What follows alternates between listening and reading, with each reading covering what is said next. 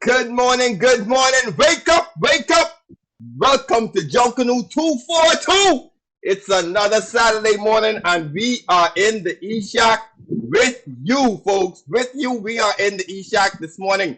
Hope everybody's doing well. A special good morning to all of our family islands, everybody that's tuning with us on ZNS, whether on the radio or whether on Facebook. We are happy to have you with us. It's another Saturday. Chairman, that's you? It's me. What's happening? But Chairman, why you have one shade? Why it look like you trying to block the sun? What's going on in your life, Chairman? Well, it's the power of technology. I'm driving in my car doing the show. No, can't have all the sun glaring my eyes. Chairman, how was your week? Cause you always want to go somewhere. I had a good week, God is good. We're here almost at the end of the week to tell the tale that is as old as time. It was a really, really good week. Just happy to be here. Okay. Barefoot, how you doing this morning, sir? Hey, good man. How you? Oh man, we need to talk about that show you had on just before we jump on air, man. Very interesting show you guys had on Culture Caravan.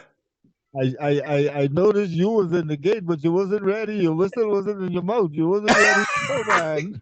Man, I had one partner. I had one dancer in the front line who supposed to be here. She ain't here yet. So I was in the back looking for her. So that's why my whistle was, But anyway, we got to go with who here. And she ain't got no excuse this morning. She should have been here. She went down the road. Oh boy, wait, there. She probably still recovering from last week. you might be right. Well, before we go any further, let us start with our prayer. Heavenly Father, for the gift of life, we give you thanks. For our nation, we pray for peace, progress, prosperity and principle, recovery and restoration. For ourselves, we pray for wisdom to use your gifts wisely, especially the gift of Junkanoo, so that we may honor you, serve your people, build better communities and a better Bahamas and a better world. Amen. Proud to be Bahamian. All right.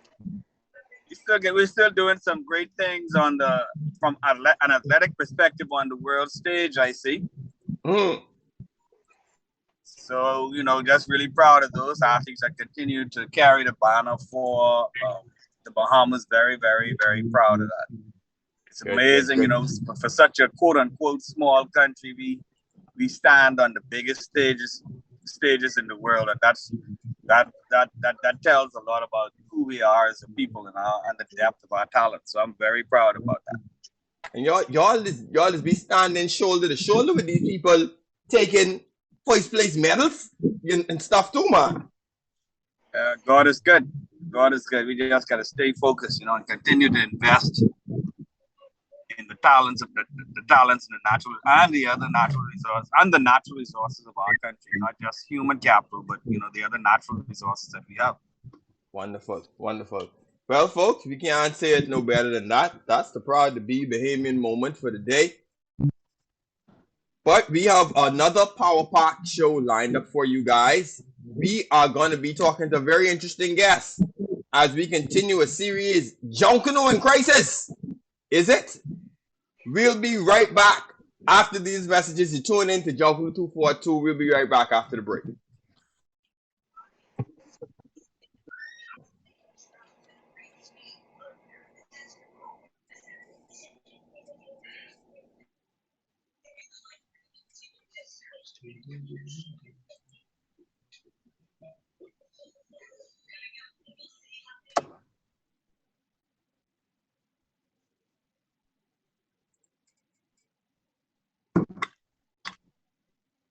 The Ministry of Social Services and Urban Development, in conjunction with the National Emergency Agency, presents the 2022 official hurricane shelters for the islands of the Bahamas.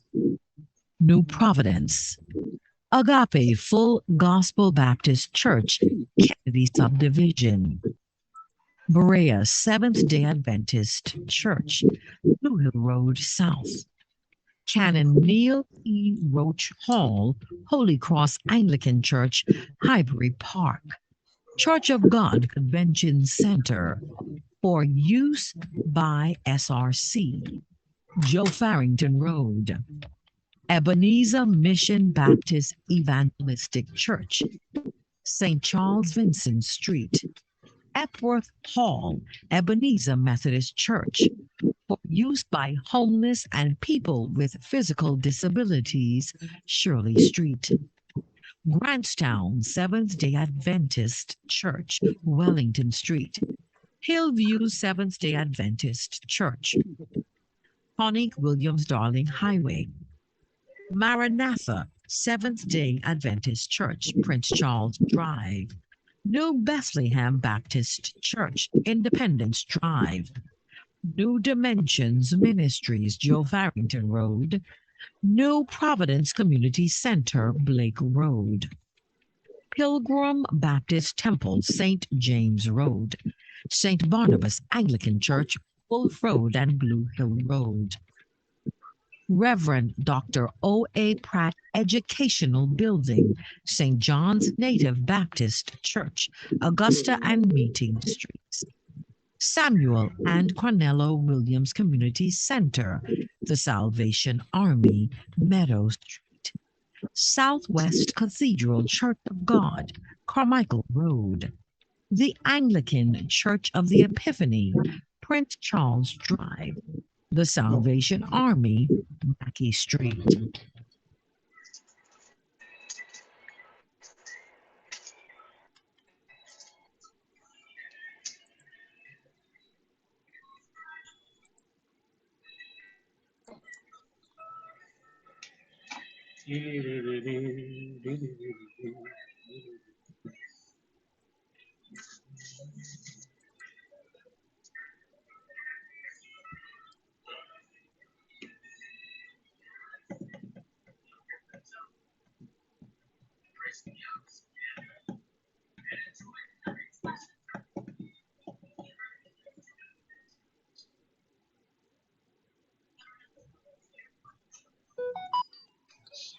From from the Junkanoo archives on the Junkanoo timeline, the year was 1999. Junkanoo group leaders Winston Gus Cooper and Percy Vola Francis was named by Love 97 in their 100 most outstanding Bahamians of the 20th century. Another significant notch on the Junkanoo timeline.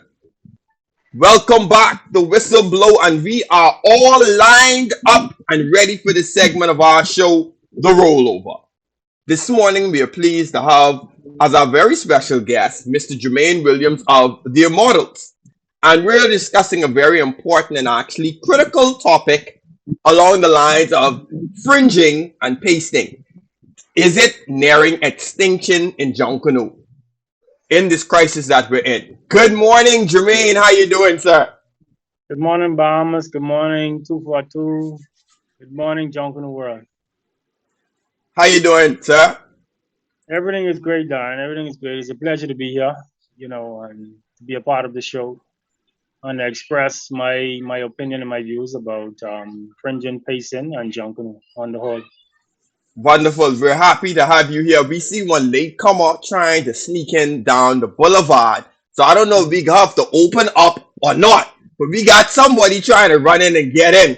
But as we move on, Jermaine, we like to tell everybody, normally when somebody comes on the show from a Junkanoo background, you got to give your merits and your credentials. You got to tell us, tell us your history in Junkanoo. How did you get started and, where you in present day right now when it comes to Junkanoo? Okay.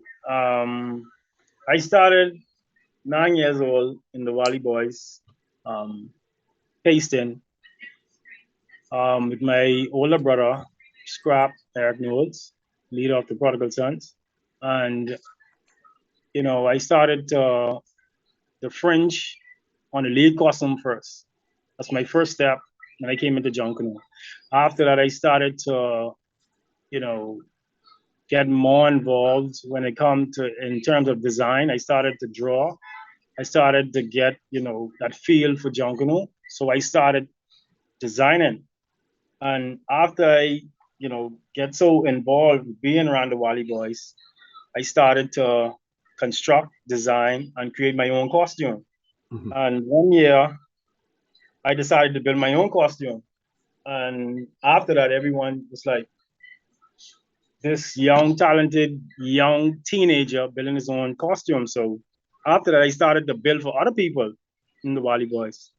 And How old are you when you decided to build your own costume? I was about 12 years old when I Wow. started to build rods and do my own design. Hmm. But I didn't like music. I was interested in drumming, but pasted and I started to get a feel for that. I say, you know what? I can start building and constructing. And at 12 years old, I started to, like I said, I was introduced to designs and construction. So I got a feel for it. I got a love for it, and I started to build and design. After that, um, I was involved with lead costume most of my time. And my brother, he showed me the ins and outs of pasting and designing and stuff like that too. So, I two loops to my brother, for bringing me up in Junkanoo. After that, I started to deal with junior Junkanoo. I attended AF Adley. I was the lead person I actually would per se. And my school teachers, they was very impressed with what I get to do at the young age. After that, I started to be a leader in the junior Junkanoo for AF Adley. My co was Darren. My co is actually Darren. Uh, you Which one know, of them, then Darren? Darren Farrington. Okay. Darren Farrington, the guy right there on the show. So he know about Junkanoo. He know a lot about Junkanoo. Me and him actually came up together in AFR League. He was actually the co and the leader of the AFR League in the Junkanoo program, and we used to run that like we run in a big group. But after that, after I was in the Wali, my brother decided to leave, and by him, deciding to leave, I say, okay, this is my big brother. I can give him a chance, to do his stuff. And we came to LOL and we formed the Prodigal Sons. And then after that, I got married. I got a lot of responsibilities. I got a lot of stuff. So I decided to move away from Junkanoo for a little while to pursue my art. Okay. And with doing all of that, I just was doing contract building and doing a lot of stuff, traveling back and forth because I have my own company. I'm also a professional when it comes to designing and building and constructing or any material. So for me, Junkanoo was something that you know um, it was like a process where it was like a learning experience to do more stuff. Okay. And now after all of this time, my community asked me to come back to be a leader. I was like, leader? Leader got a lot of responsibilities and, I got a lot of stuff. What are I doing? So I sit down, I thought about it, and I made a decision to come back and be a leader of the new Junkanoo group, the Models Junkanoo organization. It wasn't a hard decision, but it was, I don't even know what to say, but it was something that I know is going to create a little hiccup because Hmm. with my brother being a leader now, me being a leader, people would sort of say that it's like a confusion, but it's not a confusion. My brother have different views, I have different views, and we just take it every day. Me and my brother, we speak most every day. We encourage each other, and we have two different destinies, and that's where I'm at right now. I'm the leader of the new group, the Models Junkanoo organization, and that's where I'm at now. With starting a new group, what are some of the difficulties that you're faced with? Well, starting a new group, the difficulties was not the membership, Hmm. building that bond, and then getting the community back to where it was actually. We lose a lot of people when I decided to leave, because a lot of people decided to leave when I decided to leave the Prodigal Sons. But the challenges is there's a lot of responsibility in terms of, you got to be financial, trying to find sponsors, trying to find the right people to back you actually. Because if you don't have that support in Junkanoo, I don't think you need to bother with leadership, because leadership is just a title. Getting a group and being responsible for 150 members, 150 people, I think that's the challenge right now. Wow. I just want to take this time and say good morning to our very other special guest. Good morning, Arlene. How you doing? We see you in the corner there. You didn't get a 10-point penalty for being late, but we can still say good morning to you. Boy, that's a low blow. Listen, pass your hand and talk bad, but you say you still recovering from Junkanoo Summer Fest. Good morning, everybody. Good morning to our special guest. We only have one, by the way. Good morning to our listening audience. Yes, time really got away from me this morning, and that's an unusual thing. But because I had broken out of this routine into another routine, I get leave. So I hope you wasn't heading Joaquin to go set up the museum again. No, she had enough of that. Not exactly, but some other things happened, but it's a thrill to be back and to resume the regular, beloved routine. And I'm looking forward to it. And I especially welcome Jermaine, whom I met when we were both working for Jackson at Dungalik Studios. And, I have to confess that I just came in just now as he was talking about his Junkanoo history. I don't think in all the years leading up to this, I ever heard Jermaine talk that much. What? He was always so quiet. It was Alexander who did the talking, and Jermaine was always the quiet one. But to see how he has come through the years, his talent, he has found so many unique ways to express his talent. He has taken on the tremendous responsibility of coordinating a Junkanoo group. And so I just want to start from the beginning, just based on the little piece I heard. I just want to start by saying congratulations. And, teachers love to see growth. That's what we are all about. And I congratulate you on where you are today. Thank you very much. Let me just add the forerunner to the Junkanoo Summer Festival was Junkanoo in June. Right. For your information, Darren, your partner in crime, designed the original costume for the Junkanoo in June Summer Festival. He bad like that. Yeah, he bad like that. But Jermaine, you also have another brother that was heavily involved in Junkanoo also. Zani. Yeah. Zani was before me, actually. Zani is a very good artist too. He's a very good pacer. He's a very good designer. Zani could also build too. But Zani was he was so involved in Junkanoo. It now he get more relaxed. He say, little bro, you got to take this over. I can't deal with this right now. I can support you. But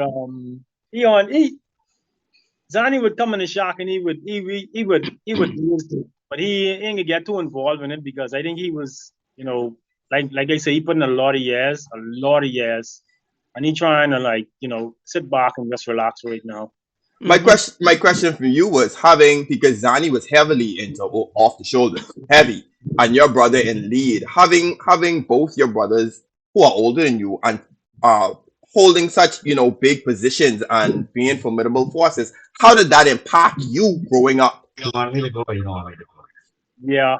The only thing I could say is a lot of pressure was on me, because Zani was good and Scrap was good. their names or that was ringing. People used to call me when I was young. They used to call me Lil Scrap. Lil Scrap, yeah. Lil Scrap.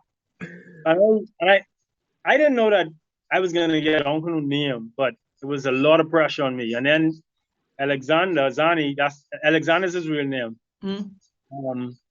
Zani used to get all the light on him, and when I came up, I was the quiet one. No one used to know what I used to be doing until I came out. My first time really pasting hard on a costume was Hellbent for when the Wally did the Cowboys and Indians. And after that, everyone started to call me Lil Scrap. But as I started to design my costumes and artists and started to dance, just like Zani, we used to have a competition. Everyone used to be like, okay, Jermaine, you can take on Zani. I was like, boy, Zani is a lot to take on. But I learned a lot. I mean, I learned a lot from Zani, in terms of being neat, pasting, taking time in his costume, decorating, because Zani could do a lot of stuff. He could do a lot of stuff. He still could do a lot of stuff. But like I said, he's more relaxed at his age now. And, he just supporting me. As you have picked up on a lot of these things, and you have now a leader of a group, how important is traditions in the models, passing on those traditions, letting these guys know of some of the traditions and pillars in Junkanoo? How important is it in your organization? Well, really and truly, Darren, it's all about discipline. The first thing I used to do when I used to go in the shop, I used to clean up the papers when they drop on the ground. Actually, I used to pick them up, clean up the shops, and discipline was what my brothers installed in me. I started pacing with them. I started going to the shop. I started learning about time management. I started learning about preparation. I started learning about color coordination. I started to learn about cutting paper.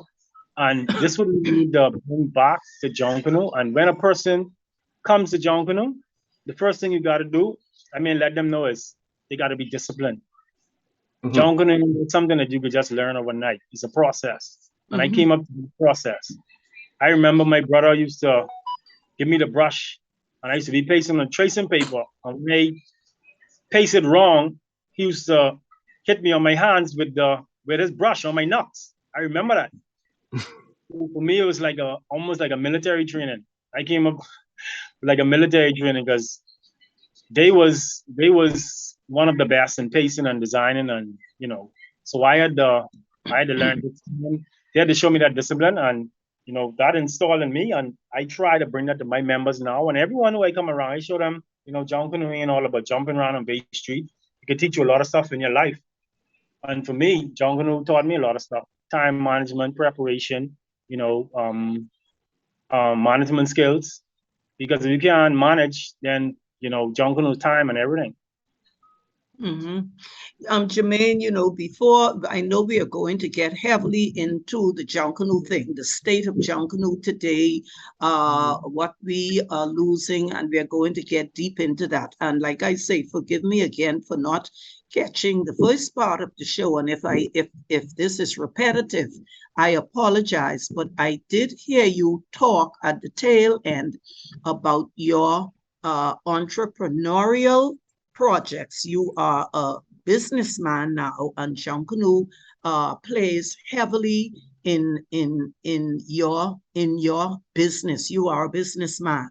My question is this: to what extent do you think that working at Dungalik and seeing Jackson pave the way by creating a business that was based to a great extent on Junkanoo, hiring pastors to create all of these beautiful Junkanoo items, to what extent do you think Jackson's influence has played on your forward path to eventually create your own business dealing with your gifts and talents? Yeah. I like to say, God bless the dad Jackson. Yes.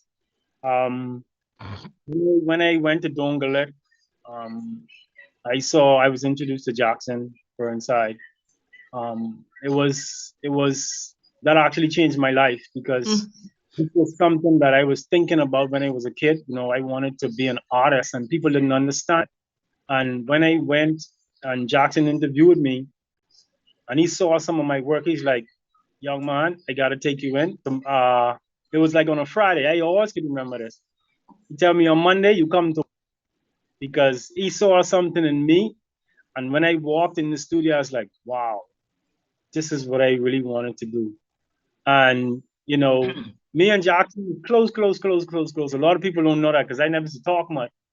But with Dongalek, it was an experience because I was going to college at that time. I was studying graphic communications, and you know, when I saw that, I was like, "Wow, I don't even need to study graphic communications no more because I actually stole my associate's degree because you know what I saw Dongalek producing. When I told Jackson, I was like, you know, I really want to start. I really want to start something like this. And he was actually telling me, you know, Jermaine, you could do this.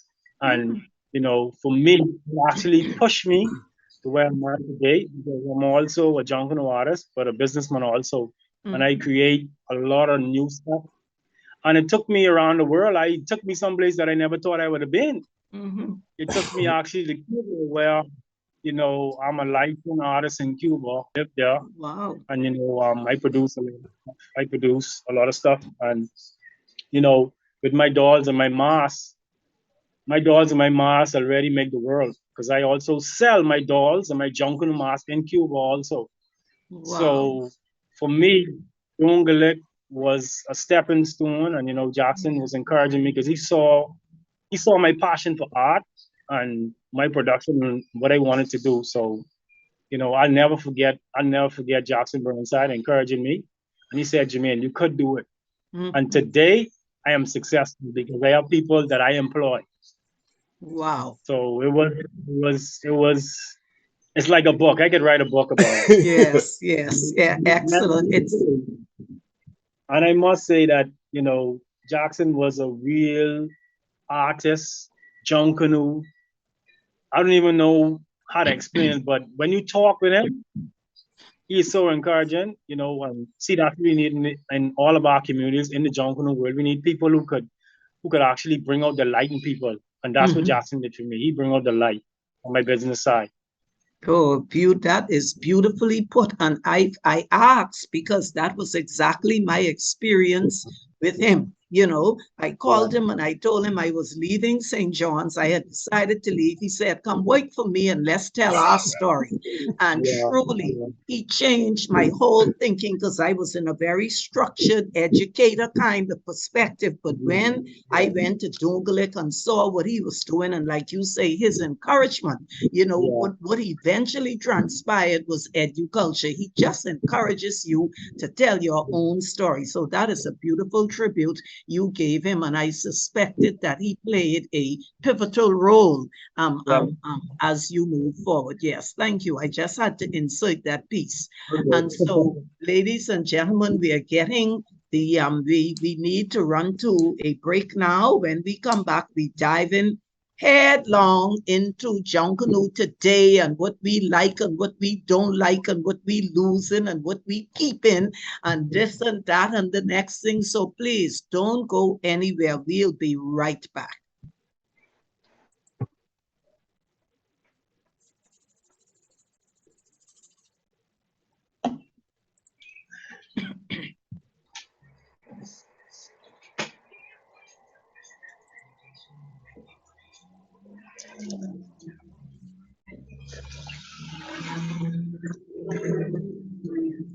The Ministry of Social Services and Urban Development, in conjunction with the National Emergency Agency, presents the 2022 official hurricane shelters for the islands of the Bahamas. Grand Bahama, Bethany Baptist Church, Hannah Hill, 8 Mile Rock, Bethel Baptist Church, Pinedale, Bethel Deliverance Center, Jonestown, 8 Mile Rock, Bishop Michael Eldon School Auditorium, East Beachway Drive, Freeport, Calvary Temple Small Chapel, Clive Avenue, Freeport, Central Zion Baptist Church, 8 Mile Rock, Church of God of Prophecy, Pinedale, Church of Ascension, Arden Forest Road, Freeport, Community Holiness Church, Martintown, 8 Mile Rock Gymnasium, 8 Mile Rock, 8 Mile Rock High School, 8 Mile Rock, First Baptist Church, Columbus Drive, Freeport, Foster B. Pestina Hall, Christ the King Special Needs Shelter, East Atlantic Drive, Freeport, Maurice Moore Primary School, Sandcombe Drive, Arden Forest, Freeport, Mount Calvary Baptist Educational Building, Seagrape, New Olivet Baptist Church, Holmes's Rock, St. George's Gymnasium, Sunset Highway, Freeport, Shiloh Seventh Day Adventist Church, Sandcombe Drive, Freeport.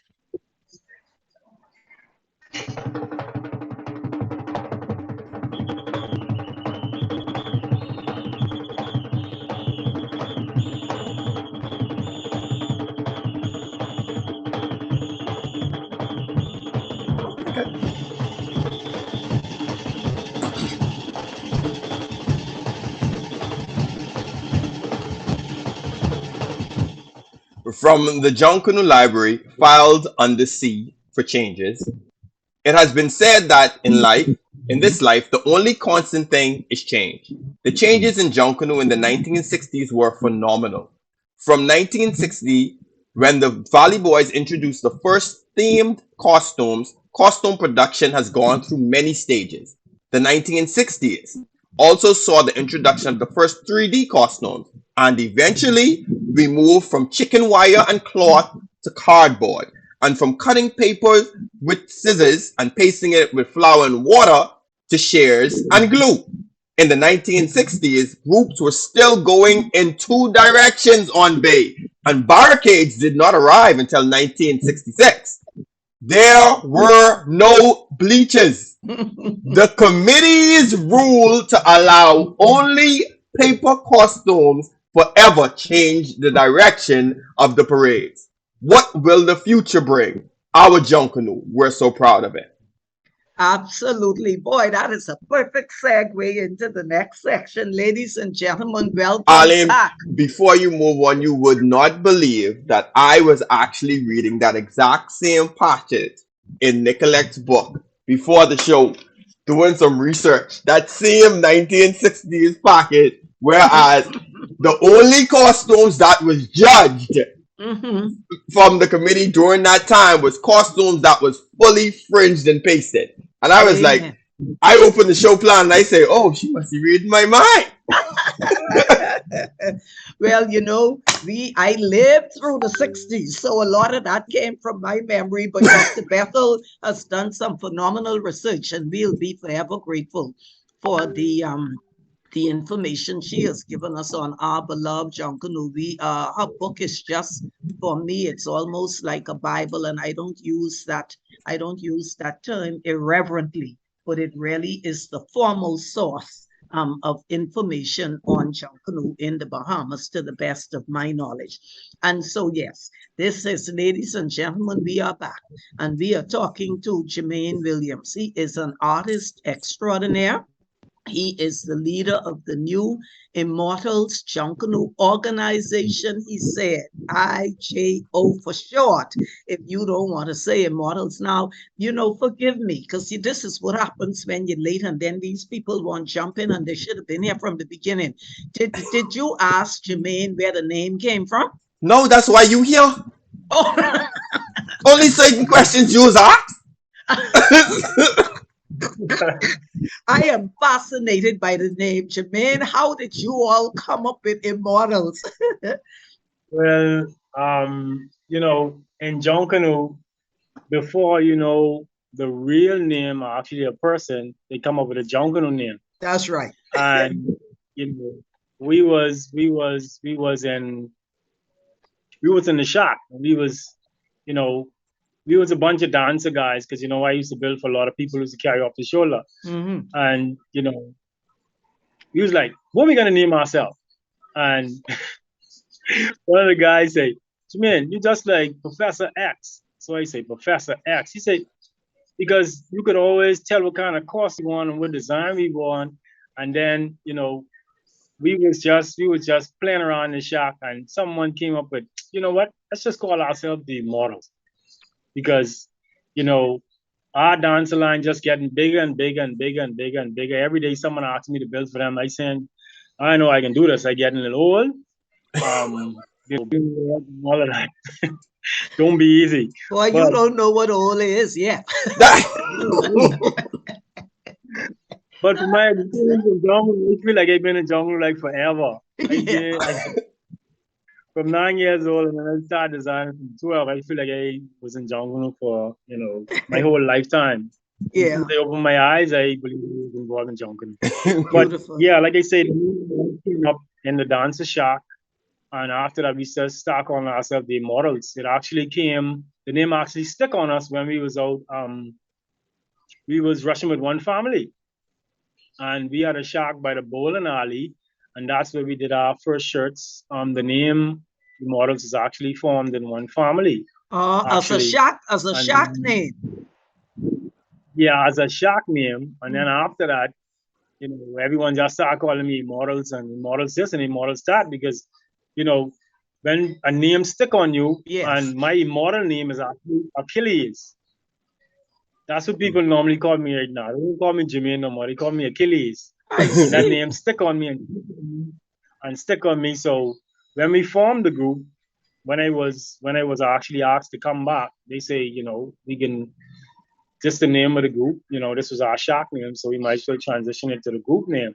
Nice. And, you know, when they need to be the leader of the group, I say, okay, I'm going to go to Cuba for 2 weeks, and if you all want to start the group, just let me know. I'll be the leader. You know, you all ask me, I got to make a decision, and that's how the name actually came up. Beautiful.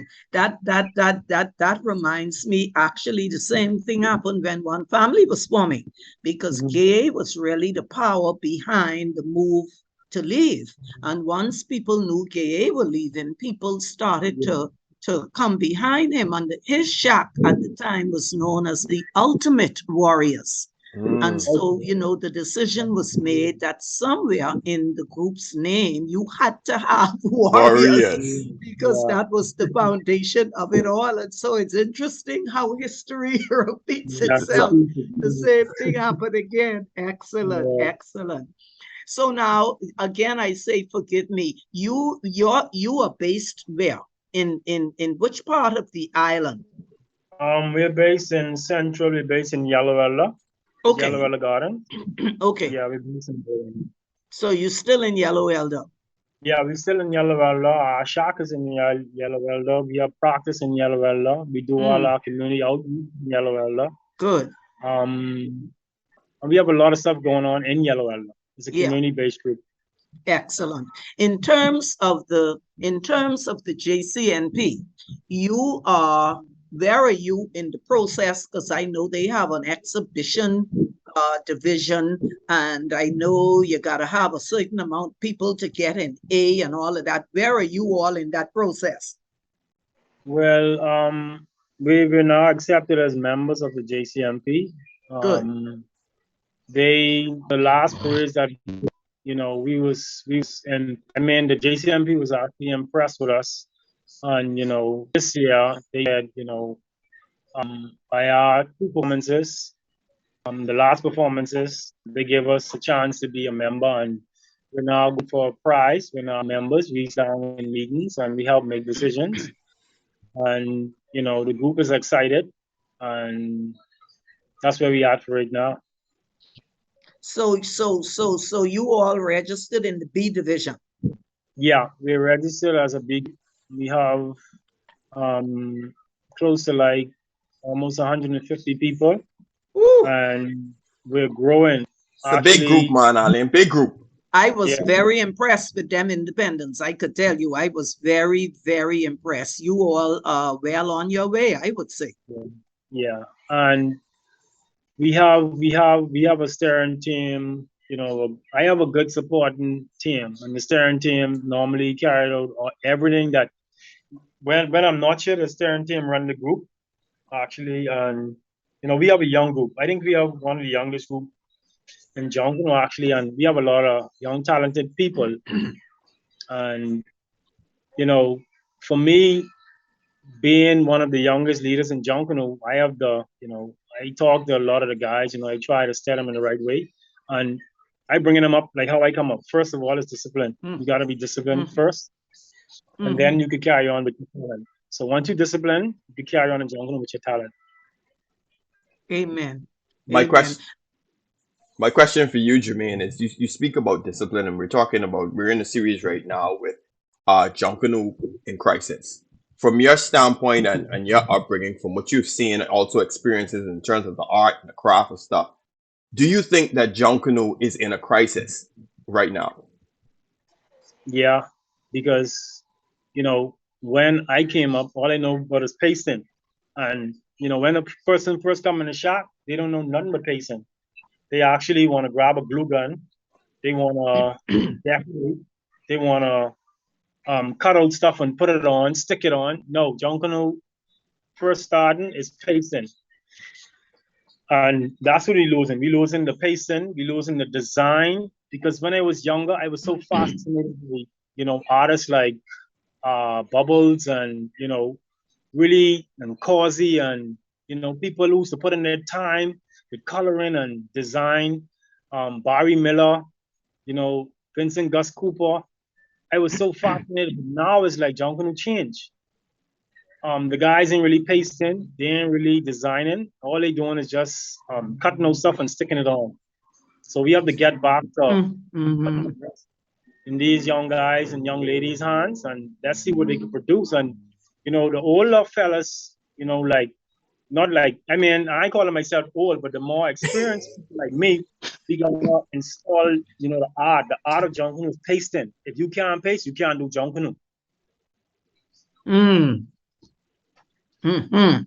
So let's break your comments down because they're very powerful. First of all, let's start at the beginning. What do you think are the reasons, or is the reason for the decline in traditional methods of Junkanoo art?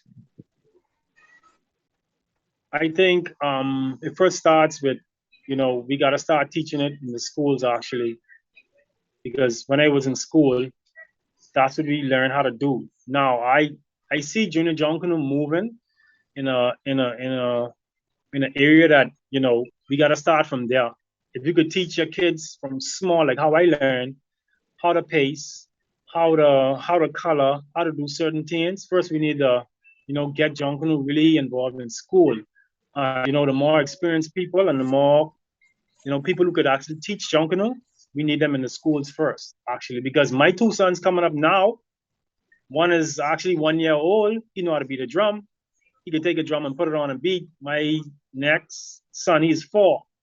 And they watch me working in the house and they want to be involved in everything. So it's just that you being a person who Junkanoo, if you experience, you got to teach your kids. That's where I think it starts from. It starts from them learning young, and then that'll take them where they need to go when they get a little bit older. They'll start seeing what they need to see, and you never know, they might be an artist inside of them, which you could bring out, but you have to first teach them. And I think that's what the more experienced artists, designers, builders, musicians, we need to start teaching the younger people, because if we don't teach them, then Junkanoo, our culture, what we love so much, what we actually know it as, it can change on us in a blink of an eye.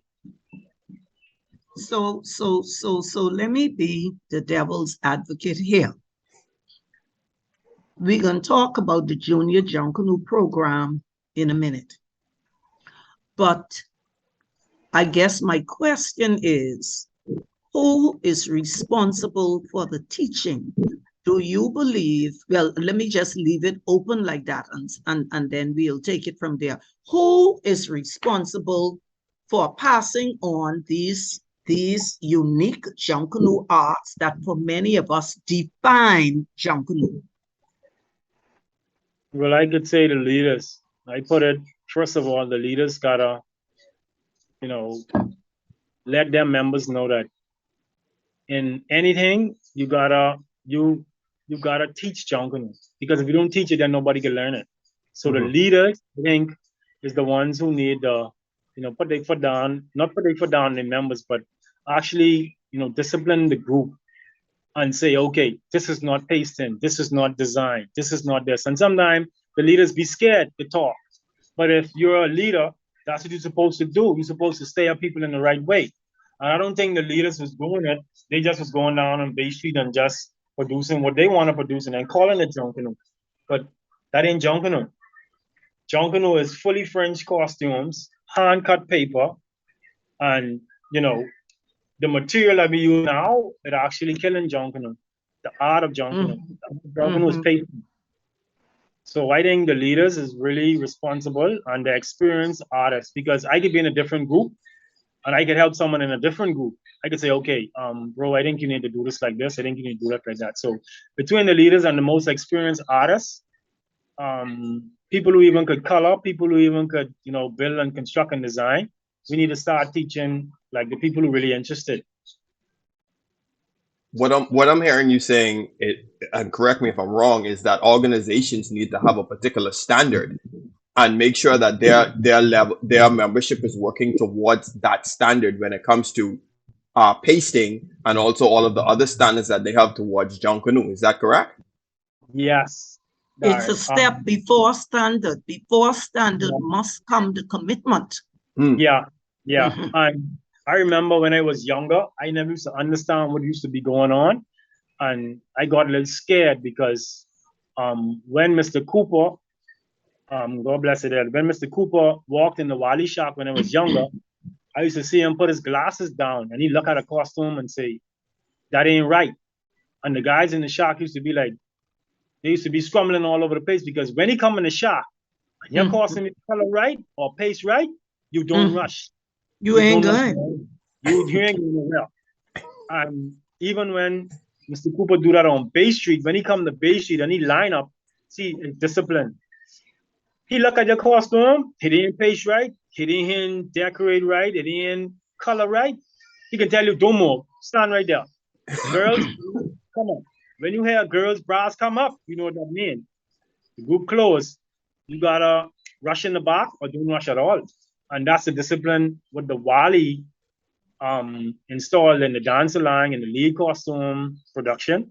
And that's the time when I came up. So I had no choice but to learn how to pace, learn how to look presentable, and then, construction wise too, because Mr. Cooper ain't gonna let you come in front of the group like that. No. I did an extended interview with him, which I do have. I could let DF put it on Modern Technology for me. But my understanding is that his parents were teachers. I know for a fact that he was in St. John's College and our principal was Father William Bishop. And let me tell you something. These children don't know what discipline is. I saw Father Bishop come into a classroom. He was outside the door and a young lady was challenging the teacher. And she said, the teacher was giving her detention for talking. She kept saying she wasn't talking. The teacher said, I didn't ask you that. You have detention. She said, this ain't right. I going to Father Bishop. And as she said that, he had been outside and he stepped in that door and he framed against the backdrop of that door. And he said, go home and don't come back. And that was her last hour in St. John's College.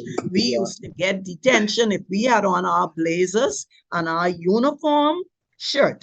The collar was not over the blazer. You went into detention for that. When I tell you discipline, St. John's people could tell you some stories. So I say that to say that between his parents and his home training and what was instilled in him in high school, because he was my prefect, what was instilled in him in high school I am not surprised in the least that it was in discipline was non-negotiable. You either be disciplined or nothing. That's how he was, and I understood that fully. Yeah. From because we like devil Arlene was saying being a devil's advocate. From what you have seen and understand about the art world and festivals and being exploring around the world, with, with what we're doing with Junkanoo in terms of fringing and pasting, do you think that, or have you found it to be a unique art that we really need to pay attention to? Yeah, because like I say before, Darren, me and you spoke. I travel the world, and pasting. Pasting is an art form. People could paste. Like the term pasting could be used in so many different ways. But that fringe, cutting the crepe paper and fringing, that is nowhere else. I don't think, if someone could probably correct me, I don't think there's nowhere else in the world. What that's an art form only in the Bahamas. You could find that only in the Bahamas. Now they could cut the crepe paper any different way, but that fringing, what we do with the share, that's traditional. That's only Bahamian.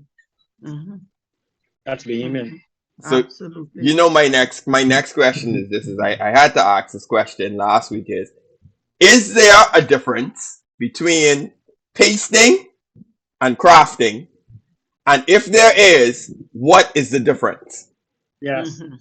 The difference between crafting and pasting is crafting, you could trace out a design and stick it in much faster than pasting.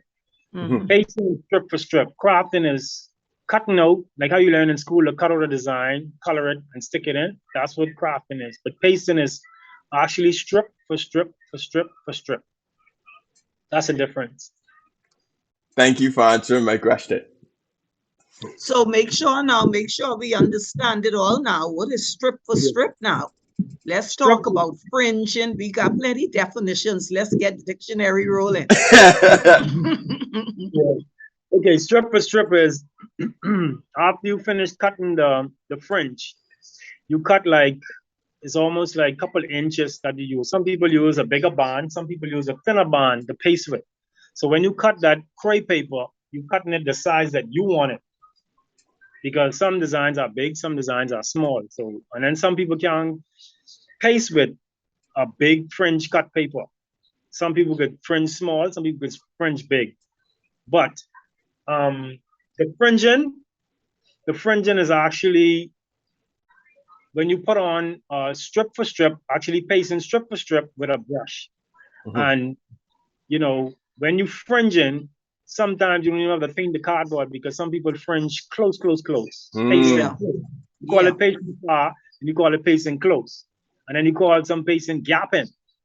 So some people could gap, some people. Explain gap to me. That don't sound like I ready for bay. Explain gap. Okay, gapping is when you're facing upside down and in a different direction. Because when you fringing, you actually have the paste strip for strip one way. And if you do a little teeny design, you gotta stay pasting in that way. You can't go upside down and inside open because the paper will look gappy. So when you hear this expert talk, we gonna have to do a demonstration. Yeah, definitely. This man is a lecturer. We gonna have to do it. It may be Junkanoo 242 that have to put on the series on how to paste. We may have to do it for the Junkanoo community. Yeah, I think because some people don't understand that even when you cut the crepe paper, there's a certain way you turn it to actually paste. Because when you paste in, the paper could lift up, or you could let it stand up or lay down. There's two different ways to paste. Wow. And the gapping is some people will be pasting a design and then they'll stick it in and then realize that the paper upside down. So all of that you gotta take in when you're pasting, because pasting is an art form that you should learn from someone who really know how to paste. Yes. Yeah. Now Dale Charlo, good morning, has a fascinating comment here. But how you gonna skip over the one before that? The one before that, where IQ Kenny say I not let it Girl, listen there, you talking, not me. Now you can go to Dale comment. Dale is saying Jermaine is 100% right. The standards in Junkanoo used to be set by the leadership of groups, not the judges. One could not be on parade, not properly built or pasted. I've witnessed costumes thrown on the fire. There was in-house, I lost it. There was in-house critique and criticism from rivals that drove excellence, particularly in the golden era of building and pasting, in my opinion, from 1975 to 1995. Now, that's a lot to unpack, but I want to start with the comment he makes at the top. He brings in the whole business of the judging. Yeah. The judging, to what extent he is saying that the judging should not drive Junkanoo. But to what extent does it drive Junkanoo? How badly do people want to win? Do they care about these standards we're talking about? Really and truly, like if you get up in the morning and you dress and you have a dress code to go to school. Right. I think it's from school also. If you don't iron your clothes properly, if you don't teach your clothes properly, I mean, you go to school mashup and you don't want to go to school mashup. No. So it's how you present yourself. Just how you carry yourself daily is how you present yourself on Bay Street, because you're putting on an outfit. A costume is actually an outfit that you put on. And you represent yourself and you represent your group. So it starts from the leadership and discipline and, you know, in-house inspection. I remember when he used to do that, in-house inspection. And when your costume get inspected, you know exactly where you're going on the parade. Absolutely. And like I say, the leaders and the designers who design the costumes got to make sure inspect the costumes, because when you have a tourist coming out looking at a costume and they saying, "Oh my God, that's beautiful." Yeah. They don't know the pace. They don't know. They don't know the standard. They don't know the standard. They don't know. So they could say something is beautiful in our eyes. You'd be like, "That's like this guy just used this costume. He used that material just to get. He's getting leave." Yeah. But then people don't know John, and they say, "Wow, that's beautiful." Yeah. So we just gotta keep it standard and, you know, present ourselves well, because we need to keep our culture, you know, keep the facing and the fringing alive. There's all this different medias that we could use to enhance the costume. We could use that in a different art form. If you want to airbrush something, go airbrush some t-shirts. If you want Jermaine, hold that thought right. Hold that thought right there. We're gonna have to run to our break. Folks, you're tuning in to Junkanoo 242. If you want to airbrush something, go airbrush some t-shirts. We're gonna pick up this conversation on the next side of the break. We'll be right back. Amen.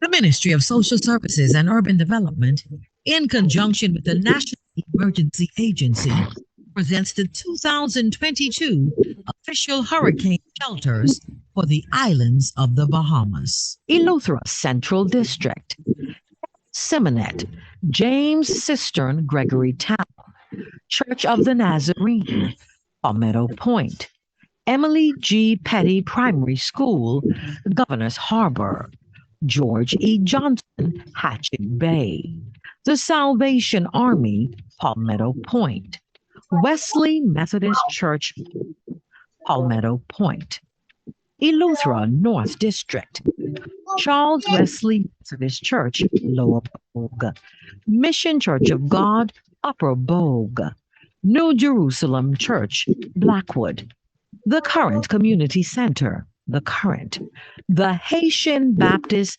People Church, the Bluff, Zion Methodist Church, Current Island, Eleuthera South District, Church of God of Prophecy, Tarpon Bay, Deep Creek Primary School, Deep Creek, Green Castle Primary School, Green Castle. Rock Sound Primary School, Rock Sound. Whimsy's Bite Primary School, Whimsy's Bite. The Ministry of Social Services and Urban Development, in conjunction with the National Emergency Agency, presents the 2022 official hurricane shelters for the islands of the Bahamas. Cat Island, Lovely Zion Baptist Church, The Bluff, Mount Sinai Baptist Church, Doubts, Seaview Seventh-day Adventist Church, Wilson Bay, St. Andrew's Anglican Church, Arthur's Town, St. Mark's Anglican Church, Port Howe, Zion Baptist Church, Queens.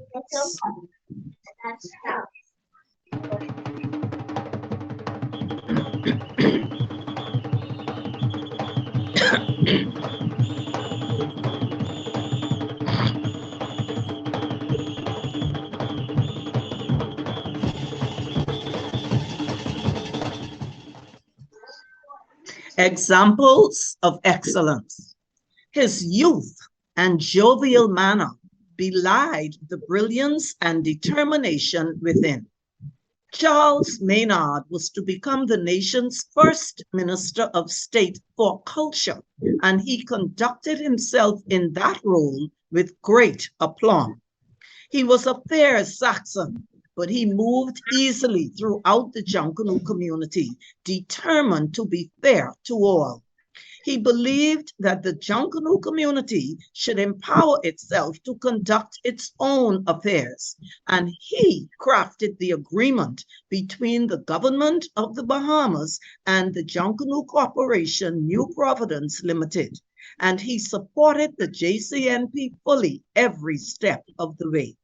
He was equally supportive of the Junkanoo Development Association, and he faithfully showed up every Independence morning to jacket the honorees. His passing in 2012 has left a void, and we will always remember him. Minister Charles Maynard, this week's posthumous inductee into the Junkanoo 242 Shack of Excellence. Welcome back. You're listening to Junkanoo 242. It is the second lap.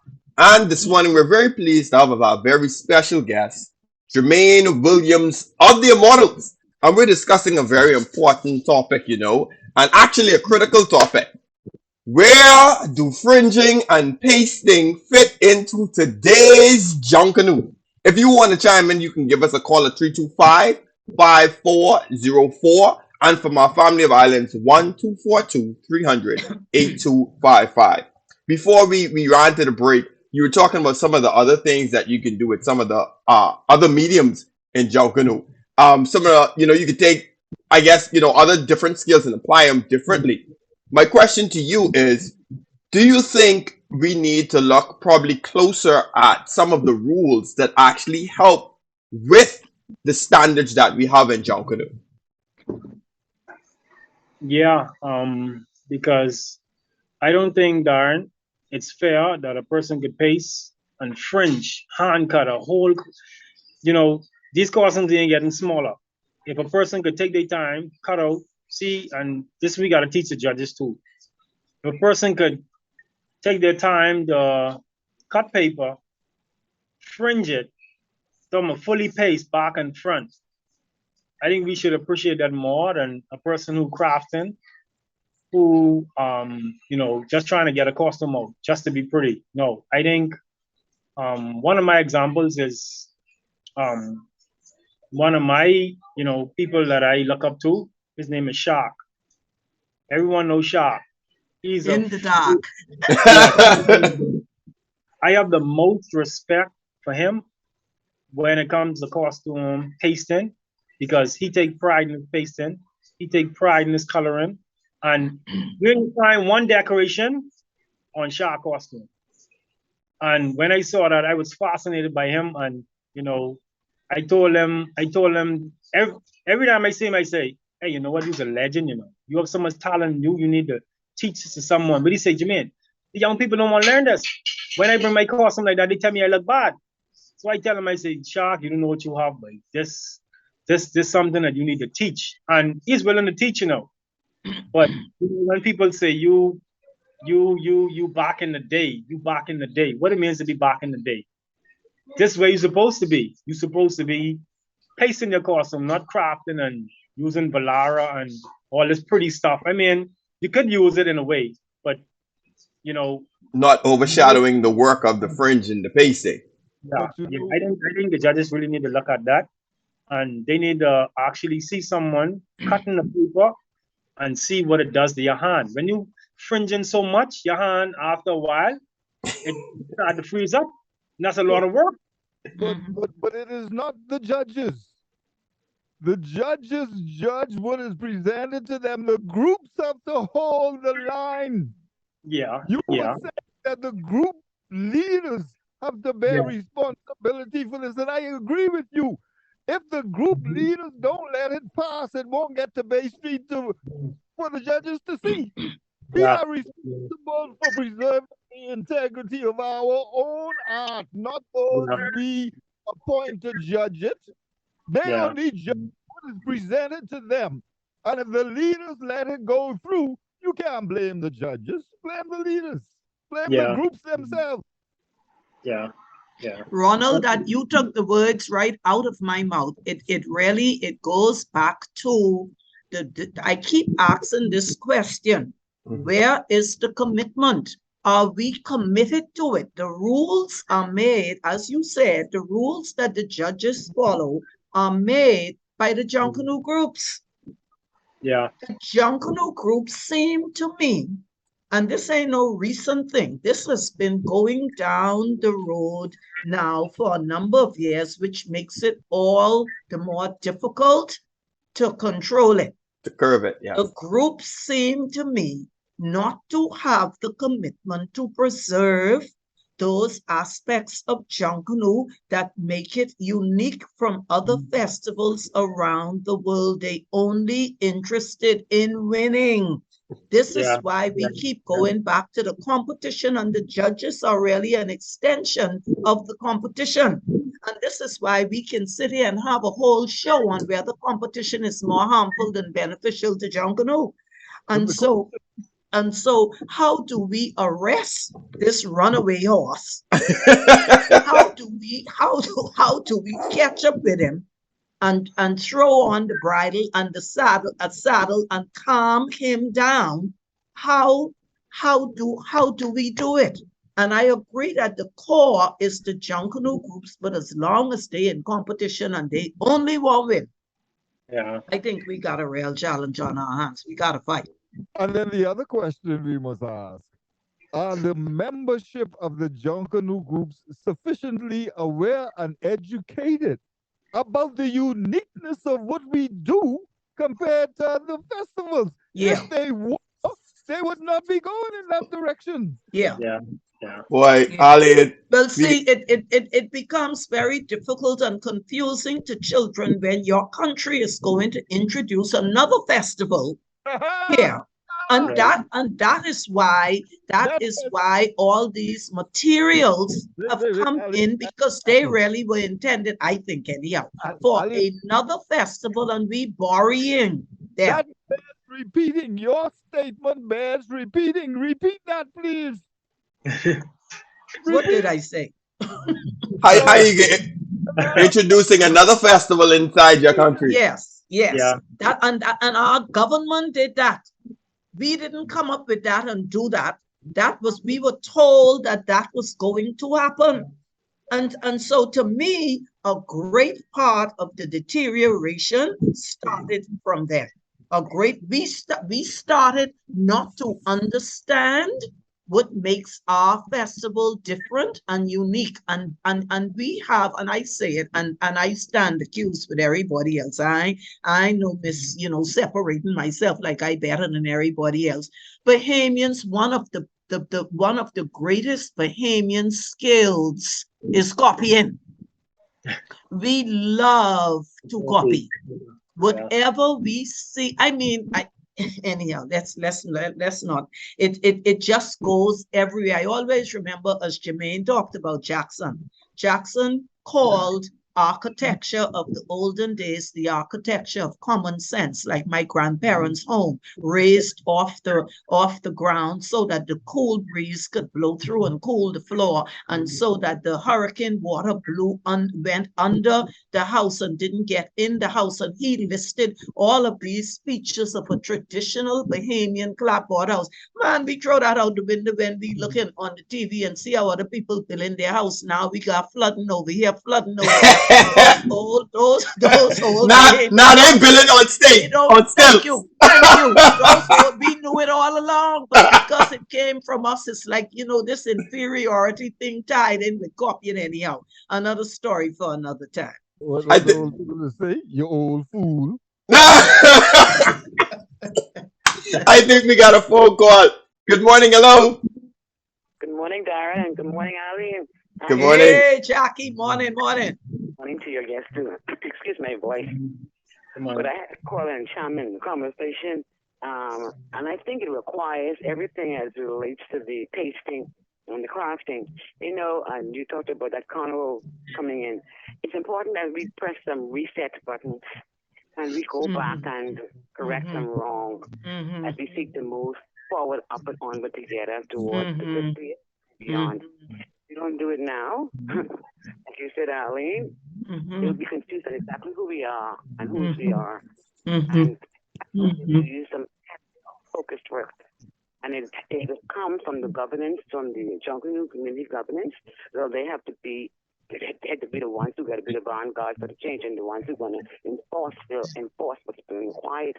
Otherwise, we get mixed up in the mix, and sadly, we will lose our value of that Junkanoo. Nothing like looking at that fringing and going close up and seeing that artistry. That's a different dimension. Let's get back to basics. God bless. Thank you so much, Jackie. And that term that Jackie used is that's language young people could understand. She said we need to press the reset button, and she is absolutely right. That is a beautiful way to put it, and we thank you so much for your comment. We have a few calls. Go We ahead. have had almost 3 years of COVID. Yes. Almost 3 years to reset. Did we reset? And remember, Rory was the first person who sounded the alarm. We had Rory on at the beginning, and he said, this is the perfect time for us to fix whatever is wrong with Junkanoo. You remember that? We started this discussion, like you say, roughly 2 years ago, and ain't nothing changed that I see. Because I keep going back to this, you have to want it. You have to have that commitment, what we would call the buy-in. And that is where we are lacking. Too many people don't understand. They don't see why it is valuable for us to save these things. That's our problem. I had a guest on my Culture Caravan show this morning, Francis Henry, who was a Trinidadian musician who came here in 1968.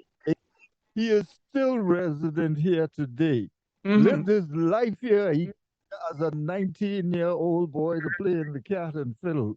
Yeah. And one of the things he said, the standards have dropped because, well, the times have changed, but the standards have dropped because nobody listens, and those who know better are afraid to step forward lest they be called old fools and all kinds of stuff. That's one of the problems we're facing in Junkanoo. Yeah. Allowed it to drop. Well, present company accepted because they could call me anything they want. But it does bother some people. And we just have to find a way to meet in the middle. We have a few Facebook comments I want to read. Owen is saying, whatever we allow to win in Junkanoo is on the menu moving forward. The competition in Junkanoo, whether we like it or not, is probably the major driving factor for most persons that still participate today. Judges must be made to understand how their decisions are a huge influence on how Junkanoo will look and sound in the future. we have to be very careful as to what we reward. We need more consistency. Ali, I think that that's right in the line with what you and Ronald were saying. The judging is only part of it. That's only part of it. When we had Panther on a few shows ago, and you brought up this point too, there was a lead costume that was given a prize, I think back in the 1980s, and the prize was stripped from it because the Junkanoo community made it known that the costume was crafted and the paper was not fringed. That is when you had standards. Yeah. Okay? That is when you had standards. And it wasn't no, I think it was just the feathers that he made on a particular portion of it that was crafted. And the prize was stripped from him. That's when you have standards. Another comment is Adams is saying in every shack, if every shack leader implement mostly fringe costumes, the judges will not have an effect on the parade. They are not the problem. Right now, Owen is saying again, right now the leaders are looking for less work. They are looking for creative ways to get the most people who cannot pace in the road in order to win. Winning the parade and curving and bending the rules are now the order of the day. My Lord, what a state we are in. He is absolutely right. It's win at all costs. Absolutely. That is exactly what is happening. No standards. We are not proud to be Bahamian and say only us could do this, man. We're going to win. And that comment, I can't remember who made it a couple of minutes ago. That comment about most people being on Bay Street because of the competition, I disagree. That is so scary and so sad. That's all you out there to do. You are not out there to celebrate your history and your heritage. That's all you are there to do to win. You missed the whole play then. You missed the whole boat. This is scarier than I thought. Let's run to the phone lines. We have another phone call. Good morning. Hello. Hello. Good morning. Go ahead. Yeah, morning. I was before I called, I was listening to a replay of a Junkanoo parade. Now, my problem, you all are talking a lot about the costume, but I want to comment on the music. Oh, gee, that's another. We can do a whole show on that. There's only one difference with a Junkanoo group coming down Bay Street and the police band coming down Bay Street is a snare drum. The Junkanoo group has everything the police band has. The everything, or every horn that plays in the police band, the Junkanoo group has. When one time they only had the bugle. Yes. The only thing missing from the Junkanoo group now is the snare drum. Check it out. I made sure to listen to it before I called. Yeah, you left us speechless. We never looked at it that way. Remember 2 or 3 weeks ago, I said they all sound like a marching band. Yeah. The percussion is being drowned out. Cymbals and all now. They do? Yeah. I don't know how I know my ear working well. My eyes might be getting a little problem, but my ears is working well. I heard in one of them, I could almost believe I heard a steel pan. Child, don't even think it. You may have, I don't know. Don't even think it. I know before I heard something with the rims from the cars. Yeah. Somebody talking back again. That's which old. is good. That's old. That used to be a that's good. back That's in good. the I remember 60s that and used to be 70s. my instrument when I used to rush with my brother. That's all I could do right there. Just knock on that. Yeah. And they get good rhythm. Oh yeah. If you get the right people hitting them, they give you solid rhythm. They're better than that thing they call with the conkalacas. The conkalacas. They give you a better rhythm than that. If you get the right people beating them. Again, the name is Giro. Conkalacas is the Bahamian name. Okay. Thank you very much. So I don't understand. What's your point? We calling them by art. Giro. That's how I put them in my book, and that's just so you know I spelt it K-O-O-N-K-A-L-H-K-K-A-S. I just going to say he went with the I name. don't know what you're talking about. No, You had the law. it's a Latin percussive instrument. Okay. Okay. And the proper name is the Guiro, Guirro. Spanish pronunciation, Spanish name and Gee, thanks. pronunciation. Okay. Thank, Now I thank, learned. Yeah, I learned something every day. That's why I like to listen to you guys. We thank you have a so much. appreciate you calling. Thank you so much. Thanks so much for calling, folks. You tuning in to Junkanoo 242. Ronald, you think the hard part is getting the name right? You should ask them to spell it. We're running into our final I break. just spelled it. We could spell it. No, that's your version of how you spell it. You gotta understand me. Until we hear a better version, we're good with that. We're running into our final break. We'll get our final thoughts from Jermaine. We'll be right back. You're tuning in to Junkanoo 242.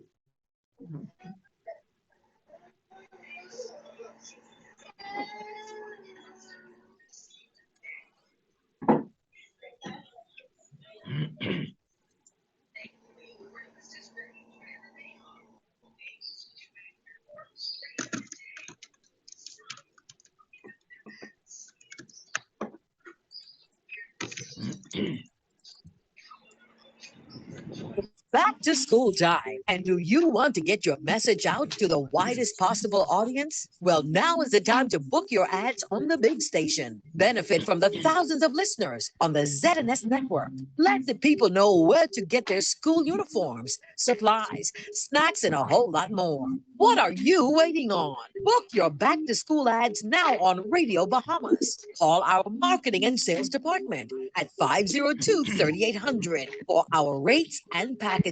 It's back to school time.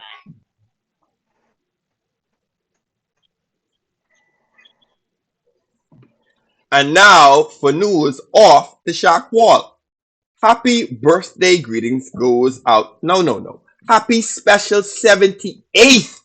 Happy birthday greetings goes out to Mrs. Judith Burrows, wife of the living legend, Mr. Doyle Burrows.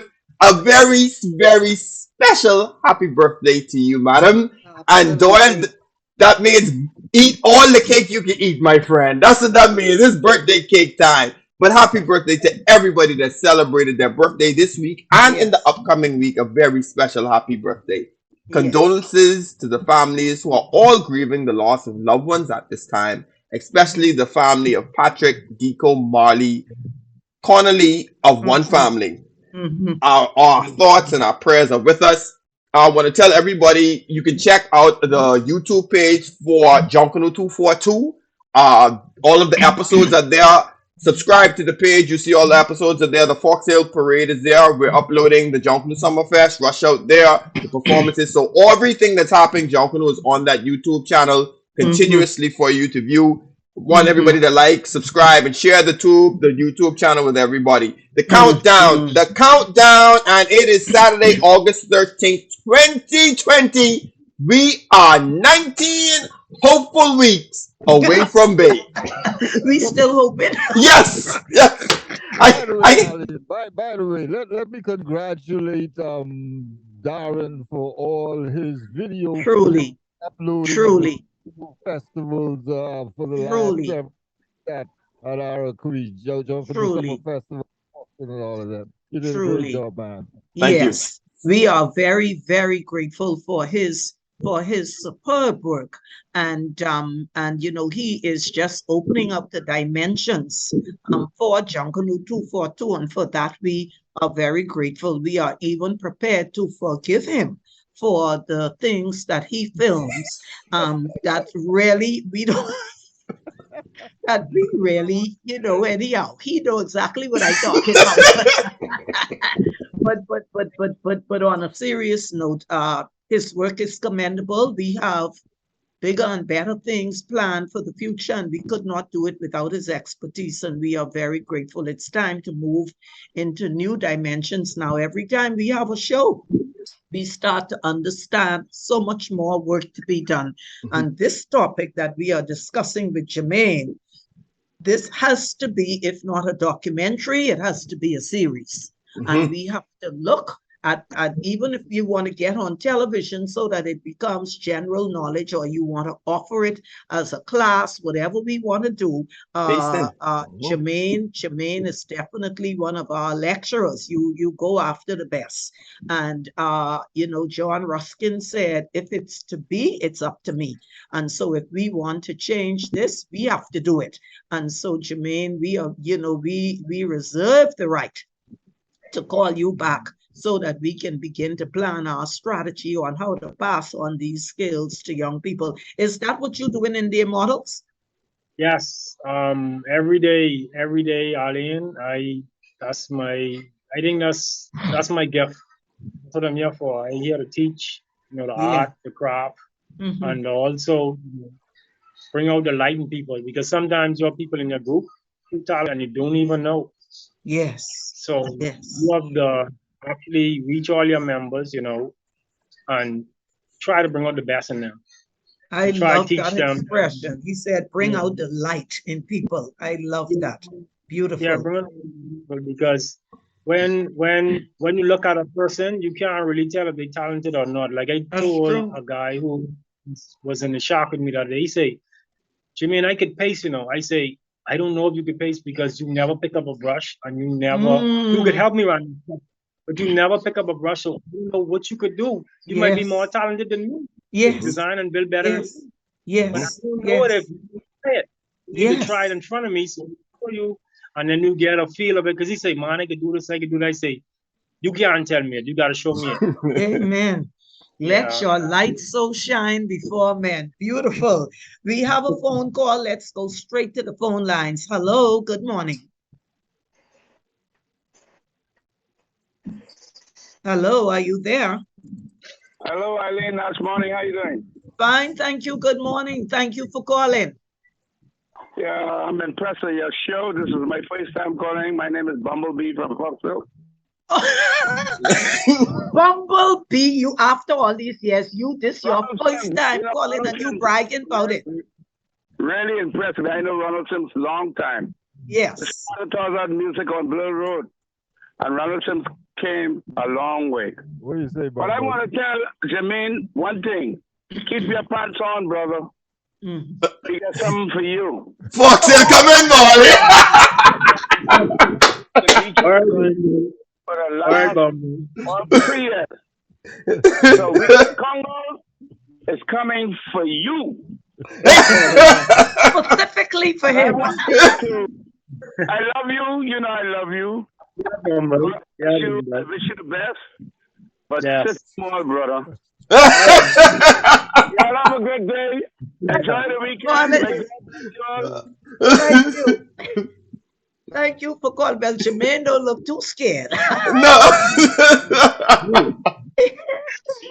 My nickname is Achilles. So if you watch the movie of Achilles, you know what that meant. Yeah. So tell me something now. You are in the B division for the first time, because even with the prodigals, putting aside the Valley and One Family, you are in the B division.